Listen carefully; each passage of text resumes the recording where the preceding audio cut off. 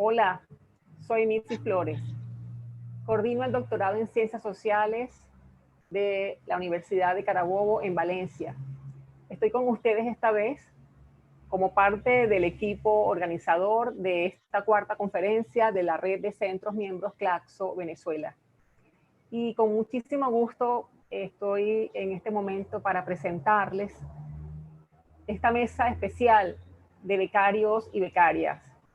Es una mesa a la que le tenemos especial aprecio porque su propósito, como seguramente recordarán, dijo ayer el profesor Nicolás Jarata, es aportarle a la formación de quienes participamos de los centros miembros Claxo de toda la región latinoamericana.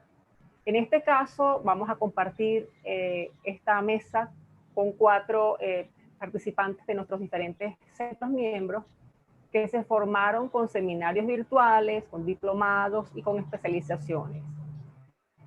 A continuación, vamos a aprovechar, a disfrutar, a hacer el compartir de la conferencia del profesor Guillermo Barreto relacionada con ecología política. El profesor Barreto es del Centro de Estudios y Transformaciones Sociales de la Ciencia y Conocimiento del IBIC. Adelante, profesor Barreto.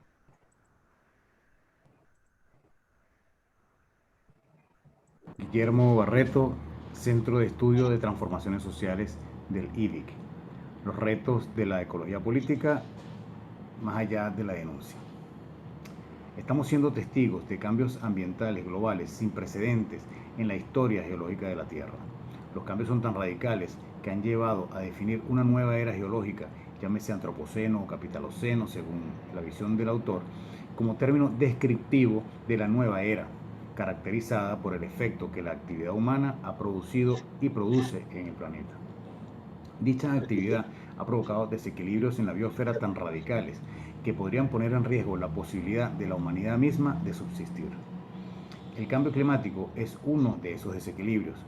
A esto se suma de manera sinérgica la acidificación de los mares, la destrucción de la capa de ozono, la alteración de los ciclos de nitrógeno y fósforo, el consumo no sustentable y desequilibrado de agua dulce y la pérdida global de diversidad biológica.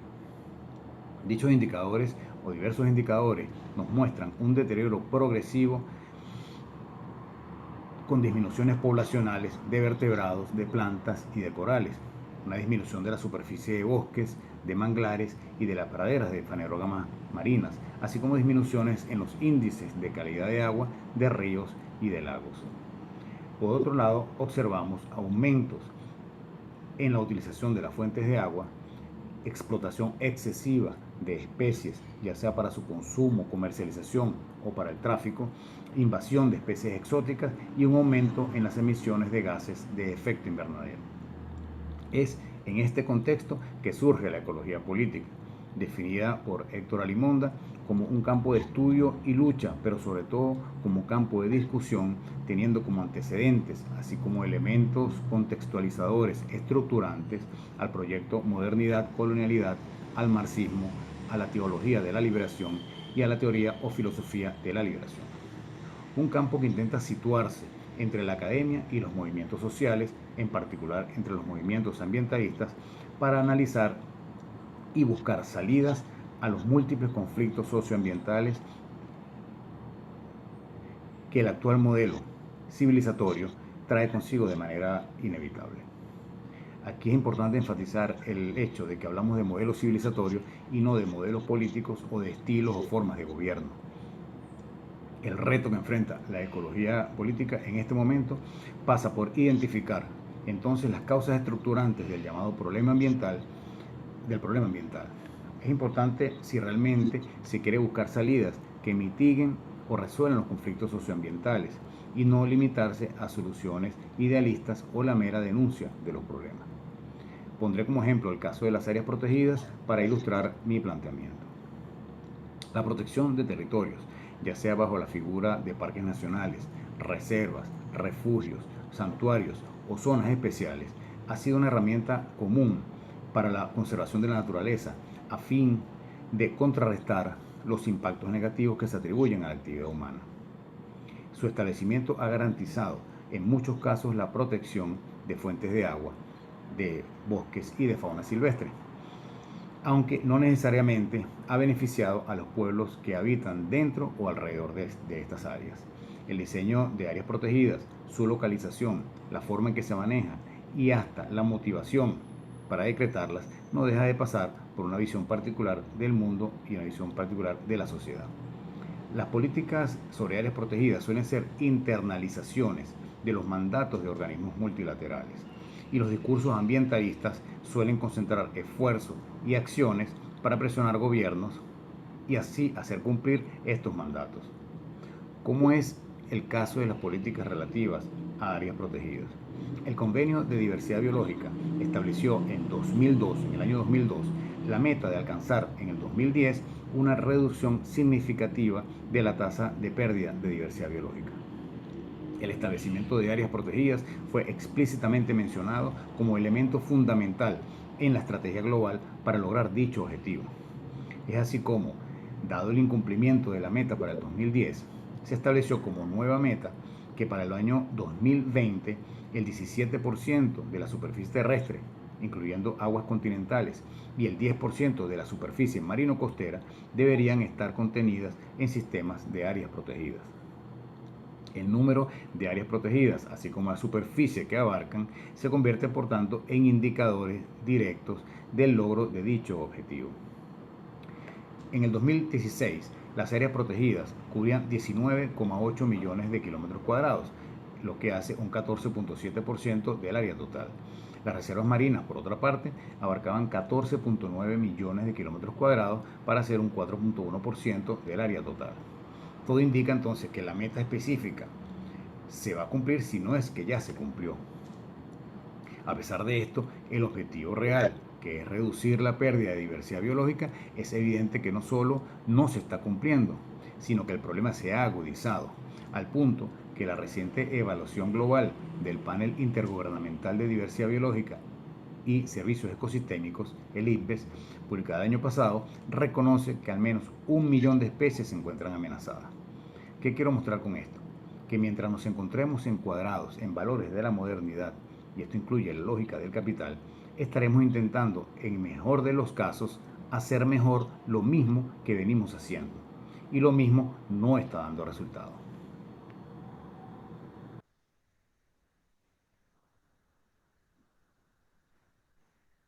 Bien, nos decía el profesor Guillermo Barreto en esta primera parte sobre la importancia de definir la ecología política y algunas de sus vertientes y la forma en que debemos atender no solamente las políticas que se plantean en términos macro, sino ir en otra dirección. Vamos a escuchar la segunda parte de su participación.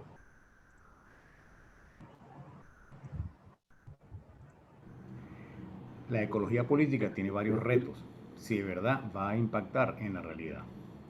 Por una parte, necesita rescatar otras visiones más allá de la visión occidentalizada, moderna, euro-norteamericana céntrica, patriarcal y colonial, que desde una posición binaria separa a la humanidad de la naturaleza. El Sumak Kausai, por ejemplo, nos da una orientación filosófica de nuestros pueblos originarios que ofrece una visión alternativa de la relación entre los seres humanos entre sí y entre los seres humanos y la naturaleza. Se han propuesto incluso una serie de indicadores que pudieran asumirse a fin de orientar políticas públicas y medir con parámetros alternativos el bienestar de la población. En este caso, el concepto de bienestar se replantea en función de la visión ofrecida por los postulados del Sumak Kausai. Implica esto una ruptura con los parámetros impuestos por organismos multilaterales como el Banco Mundial o el Fondo Monetario Internacional, pero también con el mismo sistema de Naciones Unidas.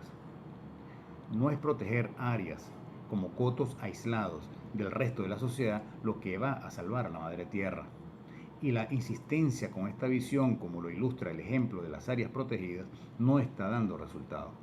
Es cierto que muchos ecólogos políticos han tomado fundamentos de los pueblos originarios y visiones que, como la del Sumak Kausai, llaman a otra relación con la naturaleza. Sin embargo, es también cierto que su posicionamiento lo sitúa en un lugar utópico, en donde la relación entre lo humano y la naturaleza se ve desde una supuesta visión de los pueblos originarios, pero que no es más que una visión fantasiosa acerca de los mismos, lo que hace que se opte por presionar a los gobiernos para aislar áreas, o sea, para crear parques nacionales, como única posibilidad de salvación. Al final, terminan ubicándose justamente del lado de las políticas tradicionales conservacionistas defendidas por los organismos multilaterales. Es el caso de las políticas sobre áreas protegidas que son impulsadas desde la Convención de Diversidad Biológica y replicadas en las leyes de cada país sin un análisis crítico de las mismas. Se presiona y se lucha por crear parques nacionales en nombre de una sociedad utópica pobremente definida. Un ejemplo en Venezuela lo constituye la declaratoria del Parque Nacional Caura, el más extenso del país. Dicha declaratoria constituyó el triunfo de luchas de movimientos ambientalistas y académicos definidos asimismo como ecólogos políticos. Dicha propuesta, celebrada desde la ciudad, no tomó en cuenta los pueblos originarios que han habitado el territorio por milenios, aunque se hizo supuestamente en su nombre, pero que de hecho los colocó al margen de la ley. La cacería, por ejemplo, está prohibida por ley dentro de los parques nacionales, una importante contradicción para no ahondar en más detalles. En el fondo es ese dualismo cartesiano propio de la modernidad imbuida en la visión dominante y que hace ver como única posibilidad de salvación de la naturaleza su aislamiento, su separación de la sociedad y de toda actividad humana. Otro reto importante de la ecología política es lograr identificar las causas estructurantes del problema ambiental en un contexto, además de crisis sistémica y asedio imperialista. Recientemente, durante la Escuela Descolonial de Caracas, que se realizó entre el 26 y el 30 de octubre pasado, nos alertaba el sociólogo Ramón Grossfogel acerca de cierta intelectualidad que posicionándose como descoloniales, parecían ignorar la existencia de poderes imperiales y en su crítica a los gobiernos progresistas terminaban colocándose del lado del imperialismo. Un punto central de estos intelectuales es su anti-extractivismo, diríamos, irreflexivo, inflexible. Anti-extractivismo que forma parte importante de los postulados de la ecología política. Llama la atención cómo la crítica a ese extractivismo se hace generalmente fuera de todo contexto histórico y geopolítico y solo se da de manera insistente cuando se trata de gobiernos progresistas, alimentando una visión infantil de los procesos de transformaciones sociales. Esto es, la idea de que el extractivismo, en tanto actividad negativa que impacta la naturaleza, puede detenerse en el corto plazo y que si eso no ocurre, si no se hace, se demuestra el fracaso de la gestión. Los casos de Venezuela y Bolivia son emblemáticos. En el caso de Bolivia, por ejemplo, estos ecólogos políticos llegaron a justificar el golpe de Estado en su crítica a lo que consideraba una política extractivista del gobierno de Evo Morales. Una vez que se consumó el golpe, no se escuchó ningún análisis o denuncia acerca de la entrega que el gobierno de facto estaba haciendo de los recursos del país, del litio, del gas, etcétera, a las corporaciones extractivistas transnacionales. ¿Es que acaso el golpe de Estado detuvo el extractivismo? ¿Que no se hacía mención de ello? El trabajo teórico que se avecina no es fácil. Se trata de cambiar profundamente una visión sobre los conflictos socioambientales que se descontextualiza del entorno geopolítico y situarlos entonces en nuestro propio contexto político, cultural, histórico y espiritual. Se requiere una visión que, en palabras de Boaventura de Sousa Santos, facilite la interacción con aquellos que caminan más lento y aporte complejidad cuando las acciones parecen apresuradas y poco reflexivas, o simplicidad cuando la acción parece paralizada por la reflexión. Muy buenas tardes.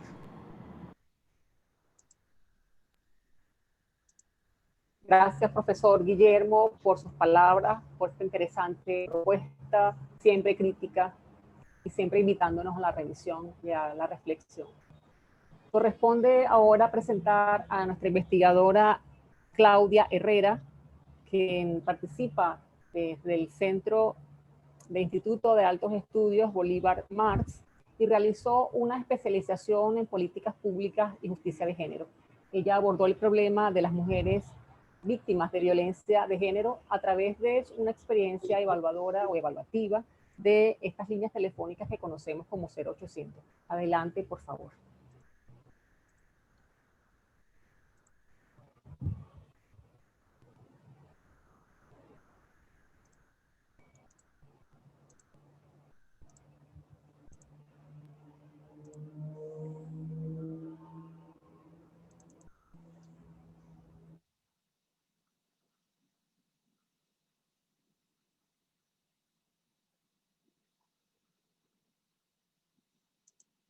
agradecidos por tener la posibilidad de estar aquí compartiendo con todos y todos ustedes en el marco de esta cuarta conferencia de la Red de Centros Claxo Venezuela.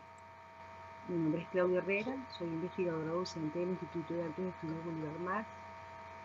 Hice una especialización en políticas públicas y justicia de género gracias al aporte y a la intervención del organismo donde me desempeño como docente investigadora para lograr obtener una beca completa. Mi investigación se basa en la caracterización de la implementación de un servicio de atención y orientación telefónica para mujeres víctimas de violencia basada en género. Este trabajo fue entregado en mayo de 2020 y ya fue evaluado. Estamos en espera definitiva del título como tal que nos certifica como especialistas de curso.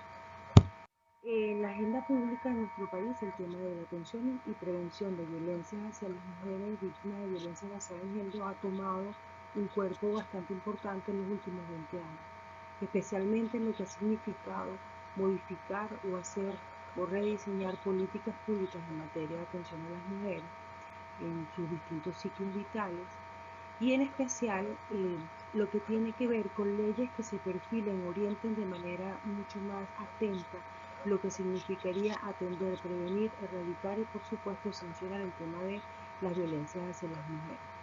El 25 de noviembre del año 1999, cuando el mecanismo para el adelanto de la mujer que nosotros teníamos vigente en ese momento, recién prácticamente modificada la ley bajo el gobierno del presidente Chávez, se crea el Instituto Nacional de la Mujer con unas funciones, unas orientaciones distintas a lo que venía desempeñando el Consejo Nacional de la Mujer, que era el mecanismo para el adelanto de la mujer que estaba vigente. El 25 de noviembre del año 2020, cumplirá 21 años el Servicio de Atención 0800 Mujeres, inicia gracias a las gestiones y la insistencia de quien en ese entonces era su presidenta, María León, para que hubiese una línea telefónica que pudiera atender a las mujeres que estuviesen atravesando situaciones críticas de violencia. Ella venía de haber sensibilizado en muchos temas, por supuesto, pero específicamente en saber que las mujeres necesitaban alguien que las escuchara en esos momentos de crisis, en vista de que la recién creada ley sobre la violencia contra la mujer y la familia, que era la que estaba vigente, una ley bastante novedosa y muy nueva también en nuestro país, que había entrado en vigencia también en el año de 1999, 98, perdón, había tenido algunas implicaciones en el tema de operativizar como tal el asunto de la denuncia. Nuestro cuerpo de recepción de denuncia, especialmente el tema de las jefaturas, las prefecturas, los cuerpos policiales como tal, eran, digamos, esa primera instancia donde las mujeres iban a denunciar y, por supuesto, parte del esquema de la cultura patriarcal no era comprendido el asunto de la violencia hacia las mujeres, como pudiéramos decir, con todas las desavenencias y las dificultades que seguimos presentando, pudiéramos estar hablando que 20 años después la realidad ha cambiado. No la realidad que queremos y que necesitamos, por supuesto, pero sí se ha logrado sensibilizar e impactar de manera importante en muchos aspectos de nuestra sociedad. Tenemos también otro marco legal, no solamente nuestra Constitución, que tiene profundos avances en materia de derechos humanos, especialmente resaltamos el asunto de derechos humanos de las mujeres, que entre otras también manifiesta de manera estructural el asunto de los tratados, pactos y convenios internacionales en atender, prevenir, atender todo lo que tiene que ver con el asunto de las mujeres, de la violación de sus derechos humanos, sino que también se crean además leyes orgánicas como la Ley Orgánica por el Derecho de la Mujer a una Vida Libre de Violencia, que estructura o da un marco legal muchísimo mayor a lo que tiene que ver con la sanción y la tipificación de delitos en materia de discriminación hacia las mujeres. Todo este marco normativo, todo este panorama nos conduce a valorar cómo ha funcionado ese servicio 0800 Mujeres luego de 20 años, casi 21, de su implantación. Me tocó trabajar en el Instituto Nacional de la Mujer en diciembre de 1999 en vista de lo que se conoce como la tragedia de Barrio, que fue un proceso bastante doloroso de pérdida de muchísimas vidas humanas en nuestro país, producto de unas fuertes lluvias. Y nos toca trabajar justamente en carácter de voluntarios y darnos cuenta que existía ese servicio que era atendido desde la perspectiva del amor y de la sororidad, pero que no tenía de alguna manera algunos criterios o protocolos que seguir como el resto de las líneas 0800 que estaban funcionando en ese momento en el mundo. En ese sentido, y bajo la experiencia también en el marco de la tragedia de Vargas, se creó la línea 0800 Psico, que funcionaba con la Escuela de Psicología de la Universidad Central de Venezuela. Dos psicólogas que tuvieron la experiencia de trabajar allí le comentaron, le ofrecieron a María León un proyecto para que justamente el asunto de la línea 0800 Mujer tuviese un cuerpo parecido en materia de atención y prestar auxilios psicológicos primarios bajo esa perspectiva, bajo esa experiencia del 0800 Psico.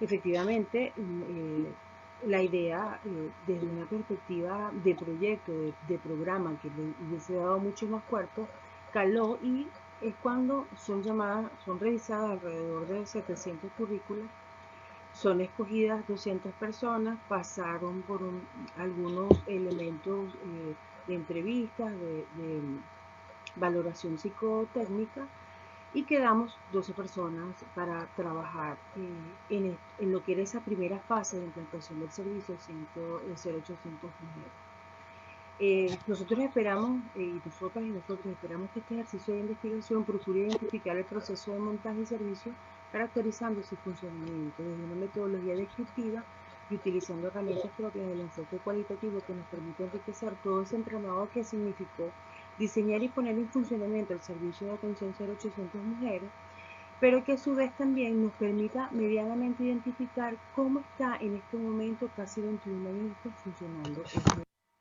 Hemos tenido la limitación, como muchas personas, tuvimos que reorientar el trabajo de investigación que inicialmente nos habíamos planteado cuando estábamos realizando la especialización, en vista de que las condiciones para poder acceder a los archivos, a la documentación, a todo lo que puede implicar un ejercicio de investigación de esta característica, en vista de las limitaciones de tránsito o la posibilidad de asistir a los lugares donde se pueda conseguir no solamente la documentación, sino las personas que puedan brindar a través de entrevistas o a través de conversaciones, intercambios de experiencias en las distintas modalidades metodológicas, lo que ha sido el funcionamiento del servicio como tal.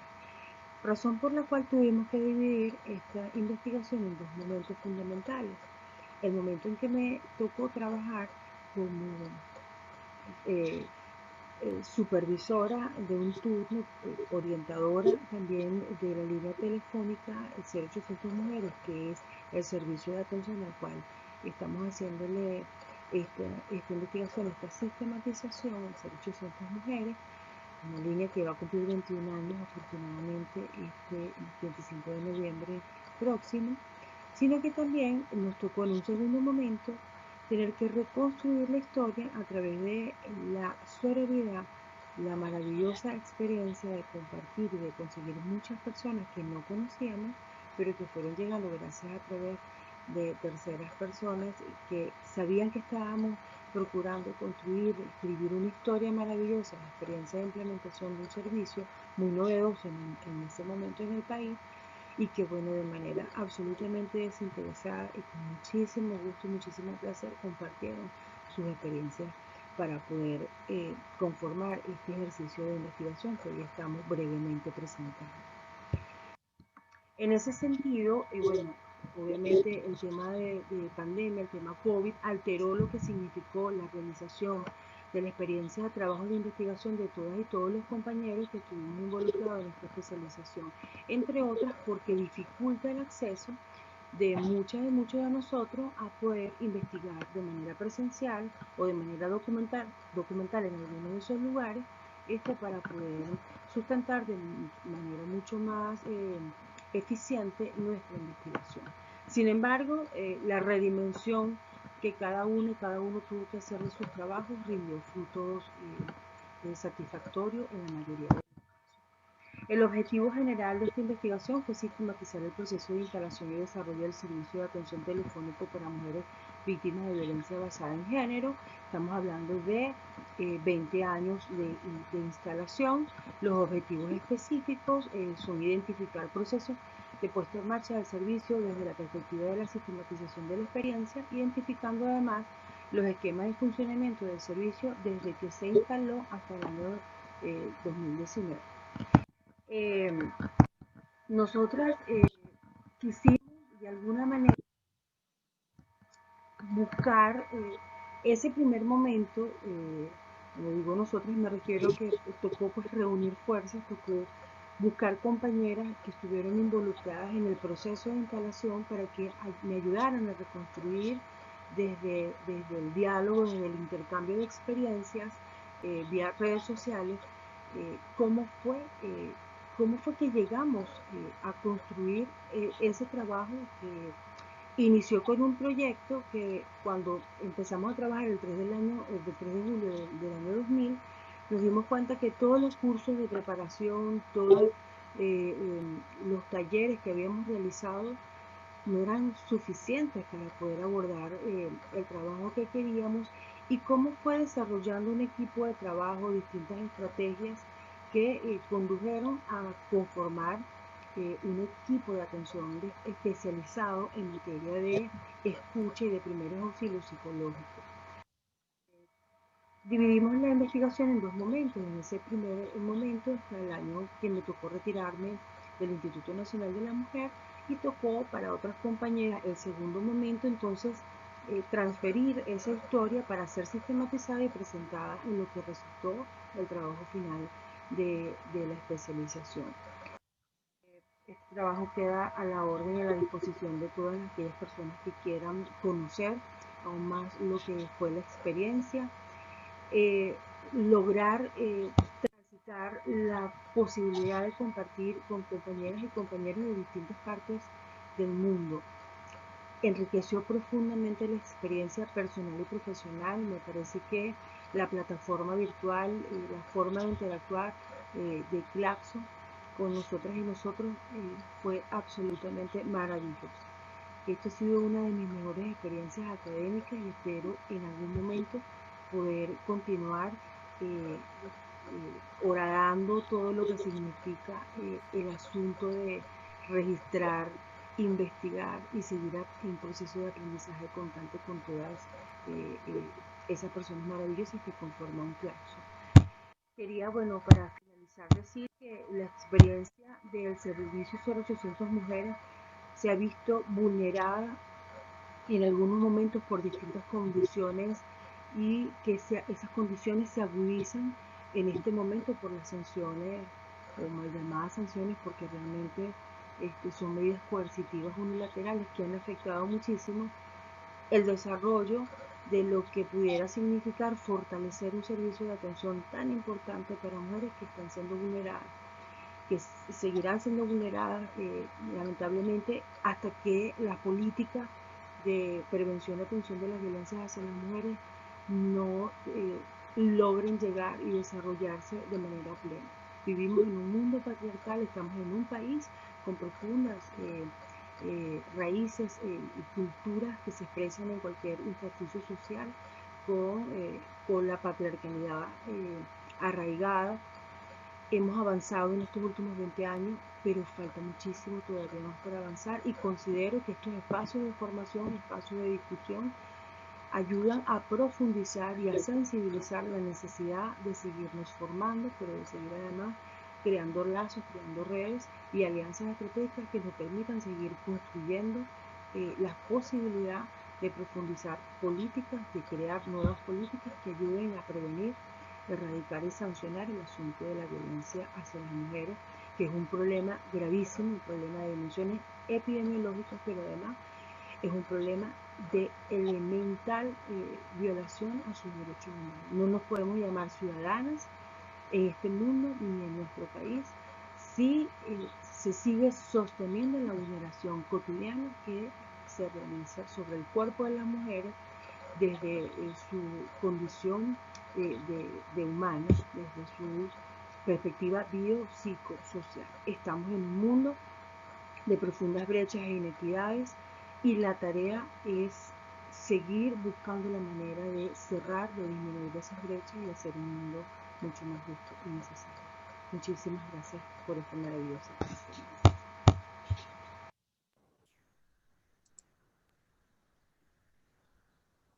Muchísimas gracias a Claudia Herrera por su participación tan importante en este tema que nos toca profundamente y bueno, nos conmueve su interés, su intención, su forma de presentar su trabajo tan honesto y tan genuino. En esta misma línea de trabajo que se hace desde la perspectiva feminista, presentamos ahora a María de Jesús Urbina, quien es cursante del doctorado en Ciencias Sociales, mención Estudios Culturales de la Facultad de Ciencias de la Salud de la Universidad de Carabobo. María recibió una beca para hacer un diplomado en investigación, transferencia y desarrollo en la universidad pública y se dedicó a revisar la transformación de la práctica científica de las mujeres durante la pandemia. Adelante, María. Hola, feliz día. Soy María de Jesús Urbina y en esta ocasión voy a compartir con ustedes la experiencia de cursar el programa de actualización y diploma superior en investigación, transferencia y desarrollo en la universidad pública. Este diploma se llevó a cabo desde mayo de 2019 hasta julio de 2020 y tuvo como finalidad dar herramientas para el análisis crítico entre la relación de las prácticas científicas, la docencia, la investigación y la apropiación social del conocimiento, así como también la forma en hacer proyectos para la innovación social desde la interdisciplinariedad y tomando en consideración la colaboración de la comunidad en general, en este caso de Venezuela. El trabajo final del diplomado consistió en seleccionar un instituto científico-tecnológico y de él describir su origen, su desarrollo en relación al contexto sociopolítico-económico del país, su relación con el diseño y ejecución de políticas públicas, así como también con el ámbito socioproductivo. La institución seleccionada fue el IBIC, el Instituto Venezolano de Investigaciones Científicas, y la investigación se denominó el IBIC ícono de la ciencia y tecnología venezolana frente a los desafíos del siglo XXI. En un principio, pues se narra la historia del IBIC, sus objetivos, su misión, su visión, la importancia de su comunidad científica en el diseño y ejecución de las políticas públicas. En un segundo momento, pues se explica su relación con el ámbito socioproductivo, en este caso sus dos empresas como es Quimbiotec de hemoderivados y su otra empresa, Centro Tecnológico, es una empresa para la asesoría de la empresa pública y privada del país.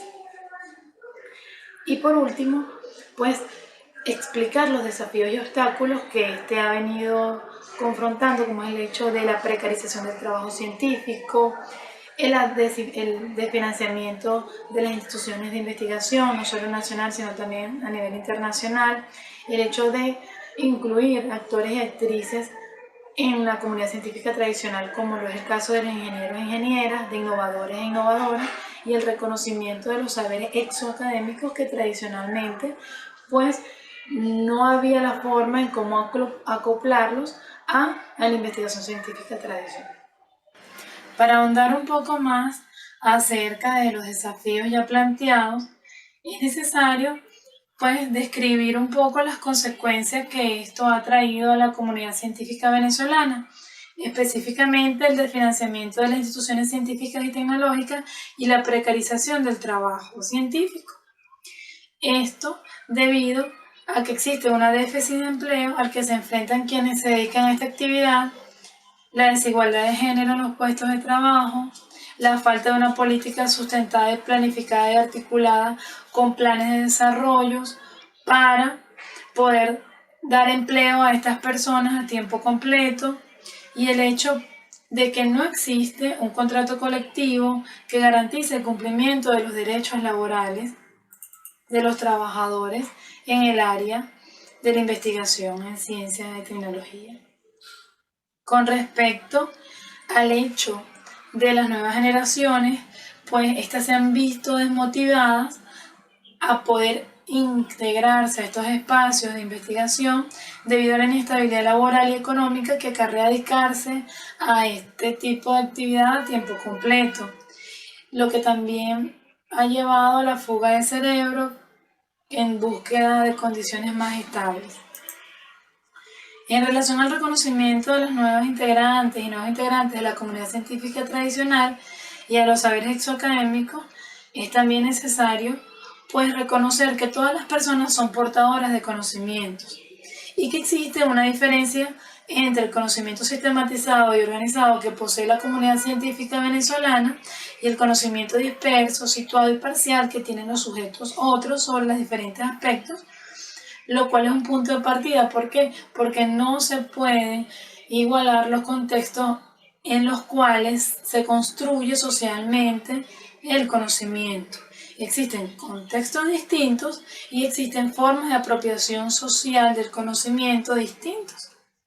Sin embargo, esto no es un obstáculo para el hecho de construir y validar conocimientos entre estos actores y actrices académicos y exoacadémicos, como es el caso de las organizaciones sociales, para el intercambio de saberes.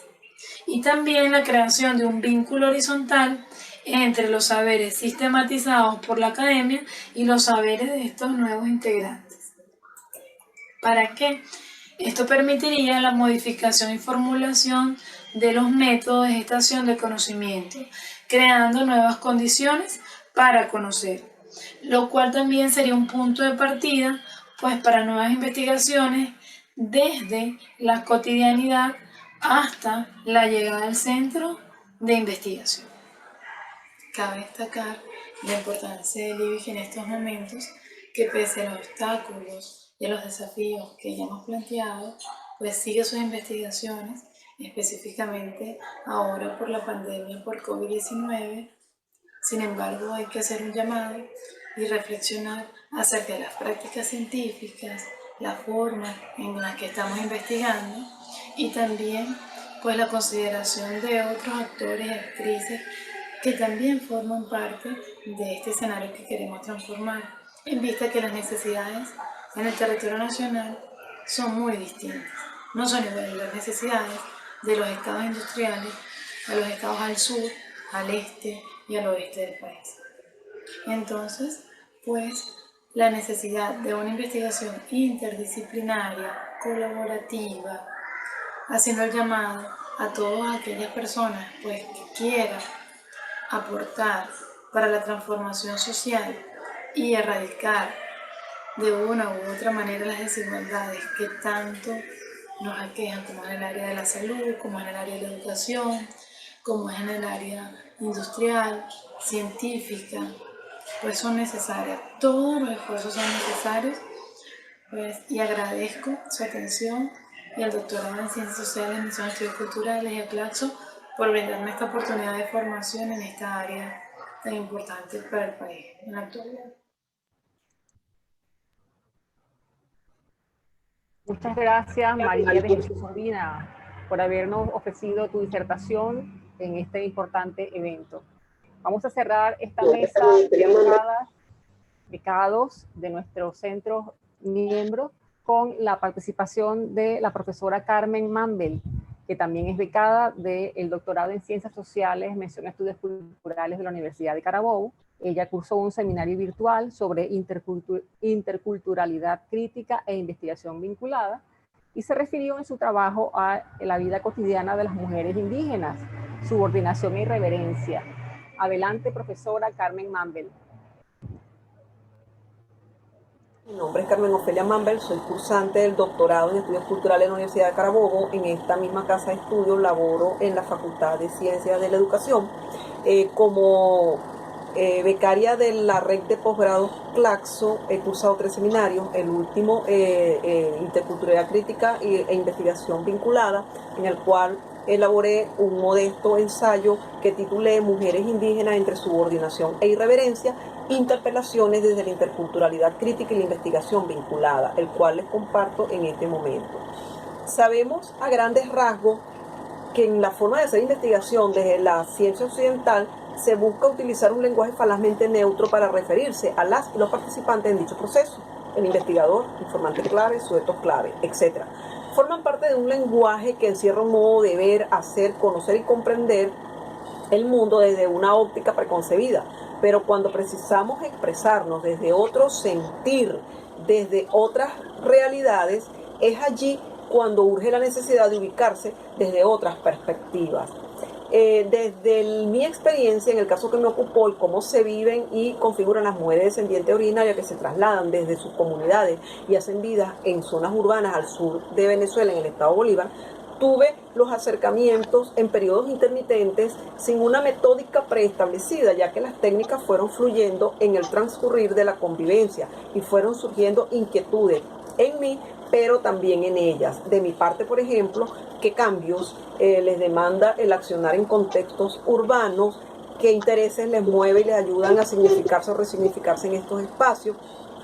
Se hizo necesario, por consiguiente, pues desplazarme con pautas distintas a lo que establece la investigación científica tradicional, donde formulo un problema, establezco unos objetivos, tomo herramientas conceptuales previas para abordar esa realidad y explicarla desde ella, aplicando métodos y técnicas previamente establecidas.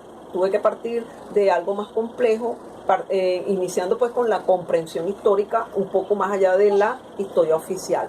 Después de un proceso de acercamiento de más de 20 años, pues han sido muchas las experiencias, los momentos, las tertulias, y siento pues una gran afinidad con estas dos chicas, con Alba Alconciar y con sus primas Nairobi y Rosaura, hoy día mujeres, otras jovencitas que recién llegaban a sus tierras a trabajar en la ciudad. En base a la narración de sus vivencias se intenta hacer un abordaje distinto, un tanto quisquilloso, es decir, un abordaje hecho desde la mirada de las propias autoras que forman parte de nosotros y nosotras, las y los venezolanos. También mostrar, si se quiere, que aun cuando hay una legislación que incluya a los descendientes originarios, todavía se está distante de lograrlo en la convivencia cotidiana. Es contradictorio, pues reconocemos que forman parte de nosotros y a la vez encontramos en la práctica todo un proceso de negación y de sumisión en diversos espacios y condiciones como la laboral, la doméstica, el género, la educación, en los espacios públicos, etc. Son estos espacios donde la diversidad y el respeto deberían ser la norma y no la excepción. Por ejemplo, en el campo educativo debería ser un caldo de cultivo para el respeto a las diferencias y el reconocimiento a la diversidad, y sin embargo es donde más se respeta lo diferente, como bien nos refiere Ciari cuando nos dice: el profesor guía de segundo año que nos daba Historia Universal dijo, hablando con un estudiante, hay que tener cuidado con esos indios porque son brujos, todos ellos son malintencionados y por eso es que son tan brutos. Yo le pregunté por qué dice eso y respondió, no te ofendas, eso es normal para ustedes. Además, aquí en Bolívar nosotros también somos medio brujos, no tanto como ustedes que son brujos malos. Siempre hablaba de mi pueblo como ellos. Cuando se refería a mí decía ustedes los indios, y cuando hablaba de los de Ciudad Bolívar decía nosotros. Mi cédula dice República Bolivariana de Venezuela y la de los que viven en el vapor también. Así que soy una venezolana, una indígena venezolana. Somos venezolanos, no somos ninguno de ellos, ninguno de ustedes. Somos otros venezolanos, diferentes, pero legalmente venezolanos. En un proceso reflexivo, Ciari se autorreconoce como venezolana y como descendiente indígena, a la vez que interpela la vivencia desde su visión, desde su interpretación, al identificar en el discurso del profesor los pronombres que le servían para distanciarse y discriminar, ellos, ustedes y nosotros. Vemos aquí que la discriminación va más allá de lo estrictamente fenotípico. Al respecto, Mosonji nos dice que junto al racismo biológico prevalece otra variante que es el racismo cultural. Y por su parte, Rita Segato nos dice que esta forma de racismo es de costumbre, automático, acostumbrado, irreflexivo, naturalizado, culturalmente establecido, que no llega a ser reconocido como atribución explícita de valor diferenciado a personas o grupos raciales étnicos. Este tipo de racismo hace parte del universo de nuestras creencias más profundas y arraigadas. El profesor que simplemente cree que un alumno negro indígena no puede ser inteligente. En este caso, es una fuerte expresión racista que produce lo que está y que reproduce lo que está instituido, naturalizado, internalizado en el discurso social y legitimado por la historia institucionalizada y otras disciplinas como la sociología y la antropología que operan como subordinadores de la diferencia. Como bien nos sentencia Rita Segato, raza es signo, y su único valor sociológico radica en la capacidad de significar. Por lo tanto, su sentido depende de una atribución, de una lectura socialmente compartida y un contexto histórico y geográficamente delimitado. Y esto no está muy distante de la vivencia en la urbanización donde trabajaba, cuando las señoras que se reunían para celebrar, al hacer alguna celebración, al ser atendidas, le decían: estudie, hija, para que no tenga que regresar ese monte, vaya hacia adelante, no hacia atrás. Compre su casa, su carro, que sus hijos estudien en buenos colegios. Yo estudié y sigo estudiando, pero yo siempre vuelvo con los míos. Una de las señoras es de Las Claritas y es como yo, india, pero se molesta que le digan india. Dice que los indios son flojos y que solo sirven para sirvientes. Se siente muy superior porque estudió. No voy a renegar de los míos ni me voy a avergonzar de mi familia porque estudie. Además, eso no es montes, esos ríos son la vida, esos paisajes. El estudio las puso ciegas, ahora no tienen idea de lo lindo que tenemos en esos montes.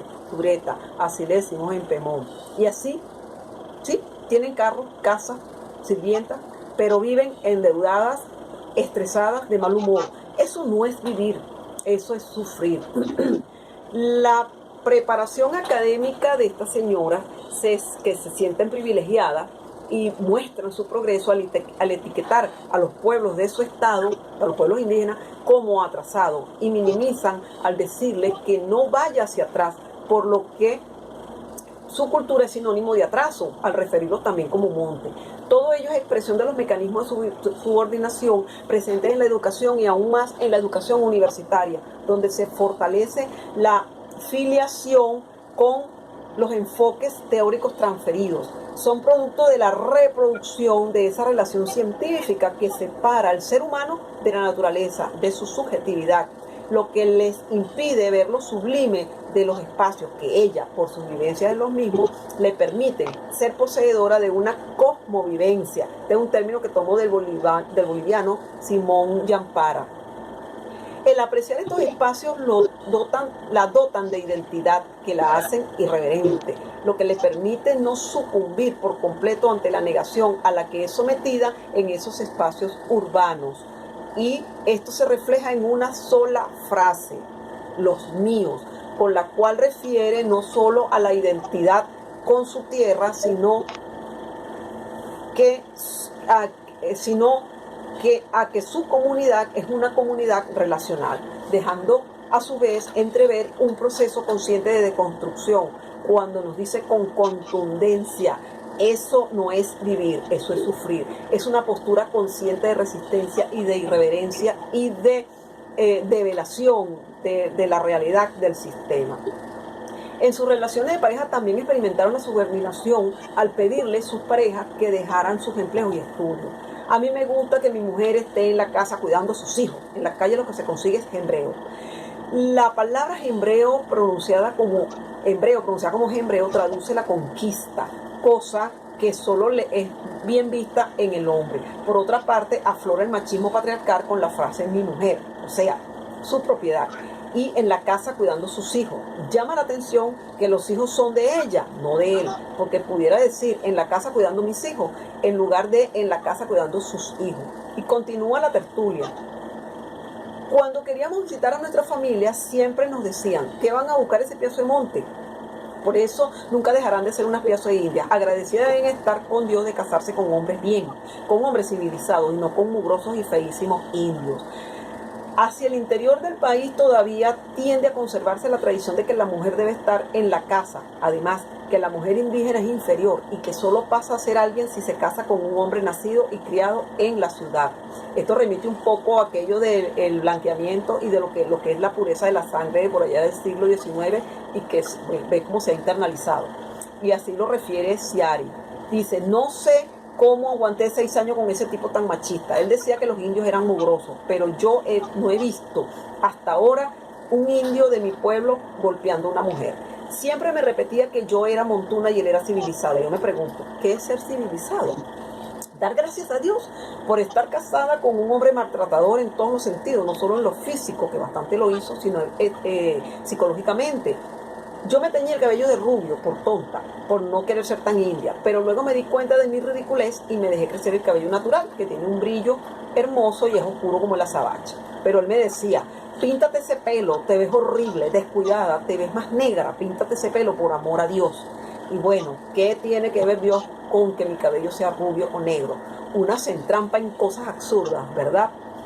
Las interpelaciones que hace abren todo un caudal para la reinterpretación de lo que han legado las teorías acerca de lo que significa ser civilizado, acerca de lo que significa ser mujer diferente, diríamos subalterna, y si seguimos el legado que nos deja Ciari en esta interrogante, podemos alinearnos con el pensamiento de Vidaseca, quien nos dice que el subalterno no necesariamente es un sujeto colonizado, excepto cuando es silenciado. Como vemos, pues estas chicas no han sido silenciadas.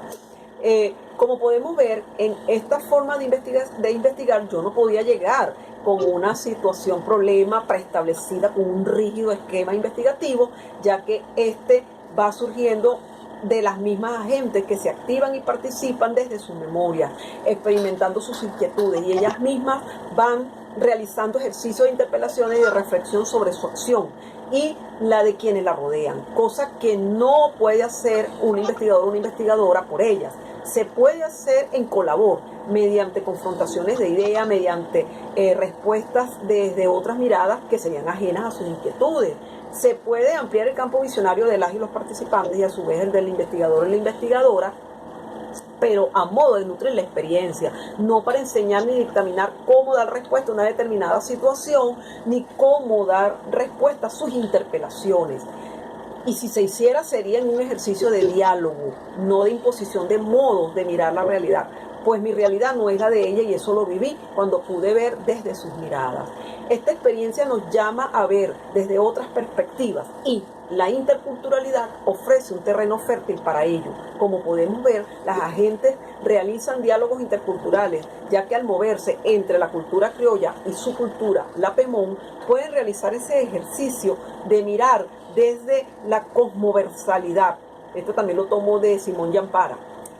Lo que viven ellas cotidianamente en el mundo cultural criollo es interpelar los conceptos y las palabras que denotan discriminación, negación e invisibilización.